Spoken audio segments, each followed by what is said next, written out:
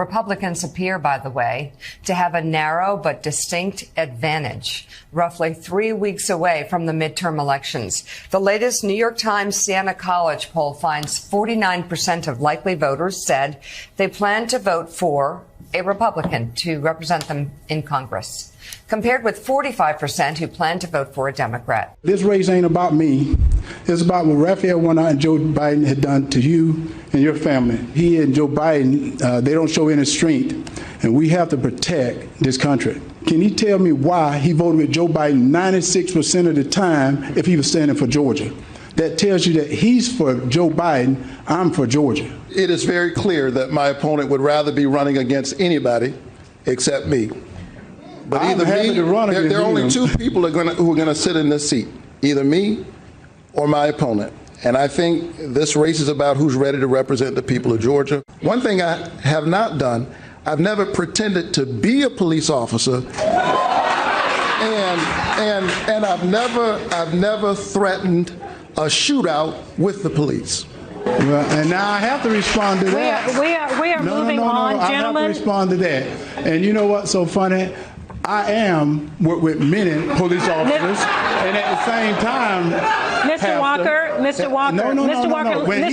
excuse me, Mr. Walker. Please, out of respect, I need to let you know, Mr. Walker, you are very well aware of the rules tonight. Yes. And you have a prop. Yes. That is not allowed, sir. Yeah. I ask you to put that prop away. Well, it's not a prop. This is real. And he said, I have a problem. I never worked with law enforcement. It is considered a prop, Mr. Walker. Yes. Excuse me, sir. Yes. You're very well aware of the rules, aren't you? Well, aren't you aware of the rules? He brought up the truth. Let's talk about the truth. Thank you for putting that prop away. This is from my hometown. This is from Johnson County, from the sheriff from Johnson County, which is a legit badge. Everyone can make fun, but this badge give me the right. Let me finish.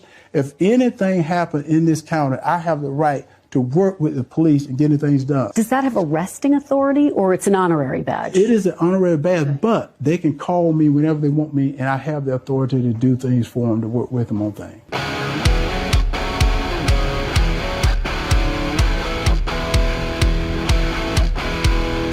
People ask me all the time, hey Brian, do you really use that keto elevate stuff, and does it really work? The answer is yes and yes. Never in my entire life have I lost body fat so quickly. Not even in my prime at 25, which is over 25 years ago. I'm approaching 54 this year. If you want to support the channel and do your health a favor, grab some with my link in the description. I'm actually shocked you asked that question. Well, actually, I have to give you a tough one once in a while. You know, I did a little, actually, Anthony, how old are you? 20. Are you a journalist? No. Well, you did better research than half these people. Let's talk about election deniers. Here's 150 examples of Democrats denying election results. Oh wow, look at this. This is from Joe Biden's press secretary.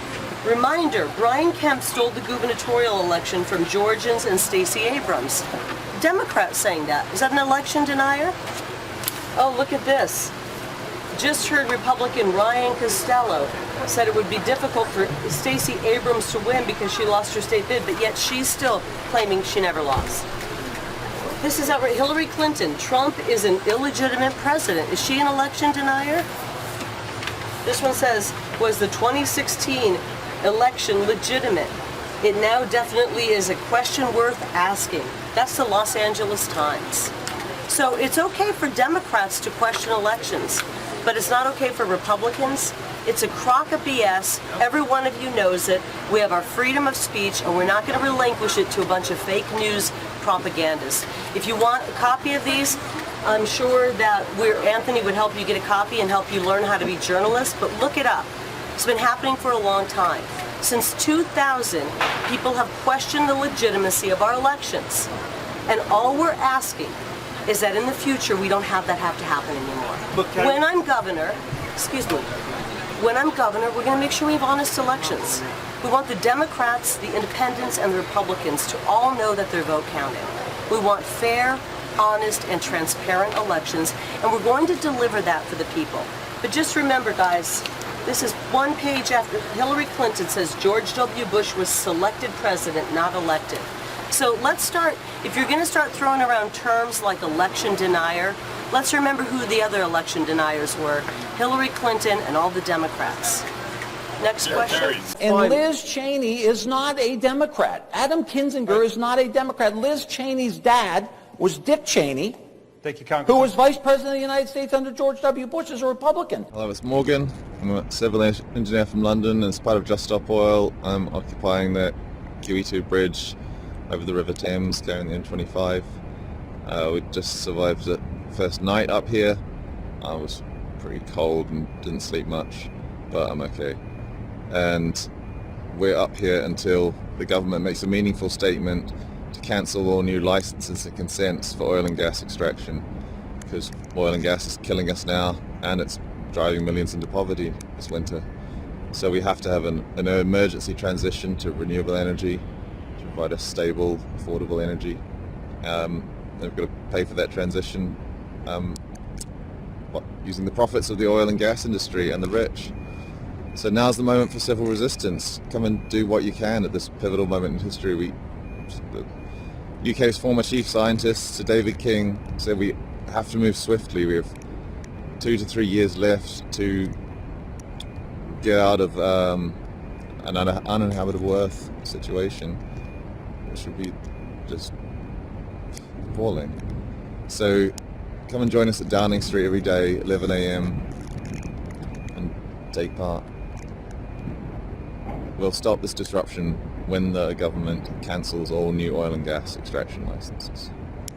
Well, there is a federal background check. There's a federal background check on every individual that buys a firearm in the United States of America. Which shouldn't exist either. That is not true. Well, the point, Mr. Kemp, that's not true. I understand the point you're making, but the point is, when you buy a firearm, you get a background check. Mr. Kemp, none of the laws changed. Mr. Kemp, if you purchase a weapon in Georgia through a gun sale or a private sale, through a gun show or a private sale, you're not subject to that. We're going to have to move.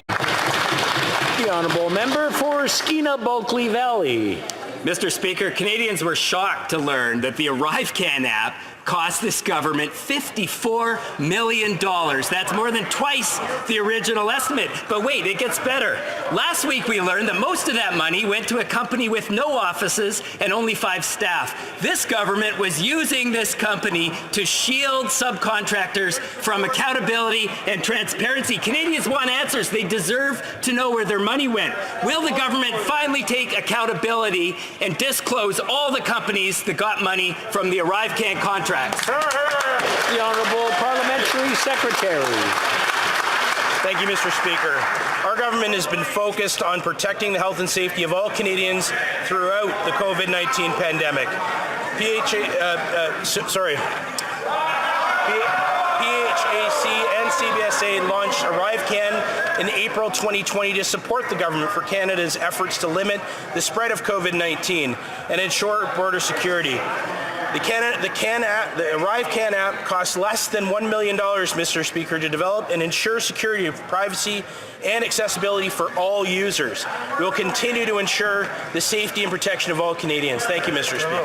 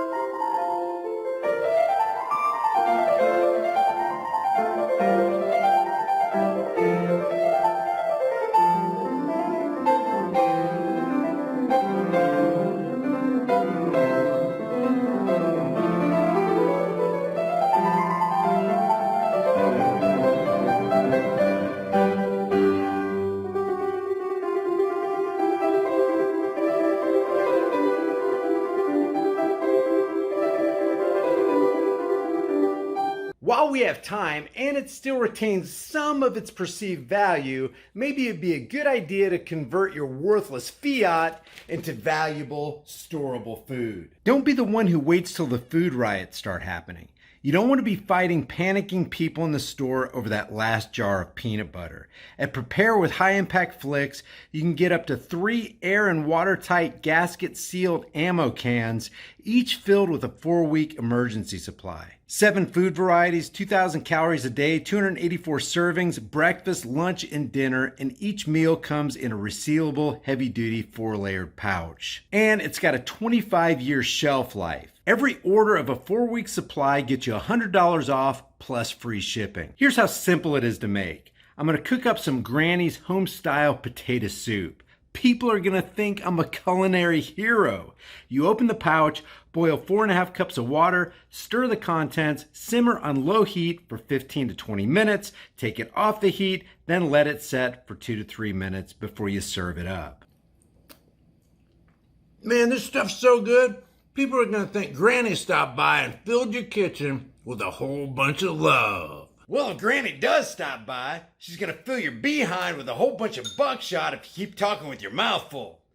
Wipe your dang beard off. It's embarrassing. So maybe convert some of your worthless fiat into valuable food while you still can. Order now and get $100 off of up to 3 4-week emergency food supplies at preparewithhighimpactflix.com. The link is in the description.